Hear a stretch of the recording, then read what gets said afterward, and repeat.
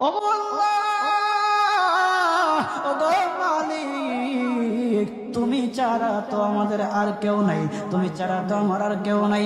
আল্লাহ গো, তুমি যদি মাফ না করো কে আমাকে মাফ করবে? তুমি যদি মাফ না করো কে আমাকে মাফ করবে? তুমি যদি আমাকে মাফ করো তাহলে তোমার কোনো দিকে কমবে না, তুমি যদি আমাকে মাফ না করো তোমার কোনো দিকে বাড়বে না। আল্লাহ গো, তুমি আমাকে মাফ করে দাও। সারাটা জীবন অন্যায় কাজ করেছি, সারাটা জীবন নাফরমানি করেছি, আমার কাছে কালেমার দাওয়াত কম আসে নাই, আমার কাছে কালেমার দাওয়াত কম আসে নাই, আমাকে লোকেরা কম বোঝায় নাই। ওগো আল্লাহ, তুমি আমাকে মাফ করে দাও। মাফ না করলে কোথায় যাব, কার কাছে যাব? বাবা যখন মারে তখন মার কাছে আশ্রয় নেওয়া যায়, মা যখন প্রহার করে তখন বাবার কাছে আশ্রয় নেওয়া যায়, বাবা মা যখন প্রহার করে তখন দুনিয়ার কারো না কারো কাছে আশ্রয় নেওয়া যায়। ওগো আল্লাহ,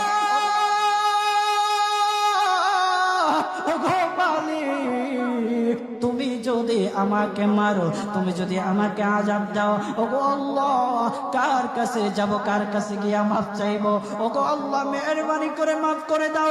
এইরকম কান্না করতেছে, কান্না করতেছে, চোখের পানি তার এমন ভাবে পড়তেছে, দাড়ি ভিজতেছে, দাড়ি ভিজে জমিনের মধ্যে চোখের পানি পড়তেছে, কান্না করতেছে।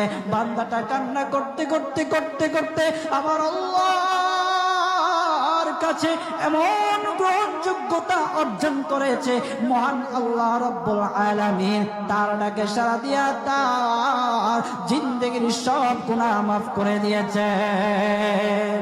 হযরত মূসা আলাইহিস সালাতু ওয়াস সালামের যুগের ঘটনা।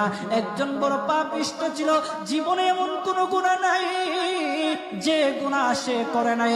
তার গুনার প্রতি অতিষ্ঠ হইয়া, মানুষ তার গুনার প্রতি অতিষ্ঠ হইয়া, গ্রামের লোকেরা তাকে হাত পা বেঁধে জঙ্গলের মধ্যে ফেলে দিয়ে আসে। জঙ্গলের মধ্যে থাকতে থাকে, কিছুদিন থাকার পর মালাকুল মউত যখন তার সামনে এসে উপস্থিত, এর আগ মুহূর্তে সে বান্দা আল্লাহর কাছে ডেকে ডেকে বলতেছে, ওগো মালিক, তুমি ছাড়া তো আমাদের আর কেউ নাই, তুমি ছাড়া তো আমার আর কেউ নাই। আল্লাহ গো, তুমি যদি মাফ না করো কে আমাকে মাফ করবে? তুমি যদি মাফ না করো কে আমাকে মাফ করবে? তুমি যদি আমাকে মাফ করো তাহলে তোমার কোনো দিকে কমবে না, তুমি যদি আমাকে মাফ না করো তোমার কোনো দিকে বাড়বে না। আল্লাহ গো, তুমি আমাকে মাফ করে দাও। সারাটা জীবন অন্যায় কাজ করেছি, সারাটা জীবন নাফরমানি করেছি, আমার কাছে কালেমার দাওয়াত কম আসে নাই, আমার কাছে কালেমার দাওয়াত কম আসে নাই, আমাকে লোকেরা কম বোঝায় নাই। ওগো আল্লাহ, তুমি আমাকে মাফ করে দাও। মাফ না করলে কোথায় যাব, কার কাছে যাব? বাবা যখন মারে তখন মার কাছে আশ্রয় নেওয়া যায়, মা যখন প্রহার করে তখন বাবার কাছে আশ্রয় নেওয়া যায়, বাবা মা যখন প্রহার করে তখন দুনিয়ার কারো না কারো